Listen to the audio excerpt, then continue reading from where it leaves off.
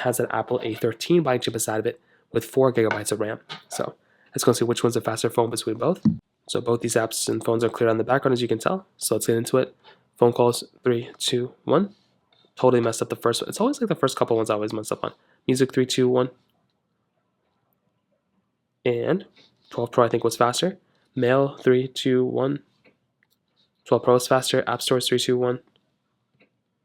Okay, so the iPhone 11, even though it has Wi-Fi, it can't connect, which doesn't make any sense.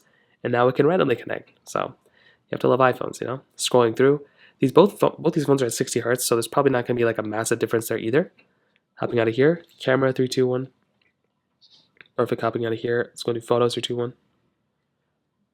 Cool. Not really anything super crazy going on here either.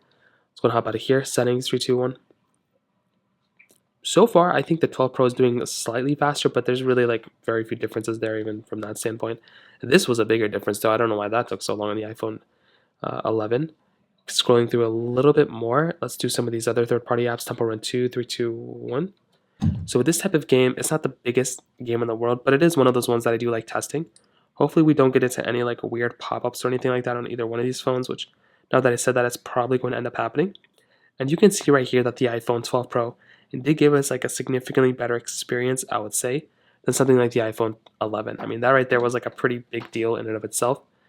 I mean, if we can kind of scroll through all these pop-ups here, let's get into the actual gameplay. You can see right here, not really like the biggest deal in the world. You can kind of see what's going on here too as we kind of scroll through it. So that kind of covers it up here too. Scrolling out of these two games, let's go into something else. We can try Temple Run 1 if we have it here, which I don't even think so. How come I don't have half these apps here? Try Subway Surfers, which is somewhere here. 3, 2, 1. Again, this game is also not the biggest game of all time, but it is a fun one that I like to test. We did get another pop-up here. And even with that pop-up, it was still faster on the iPhone 12 Pro. Pretty surprising in and of itself. Getting into the actual gameplay, a little bit of a stutter on the iPhone 12 Pro right there. You can kind of see what's going on here too.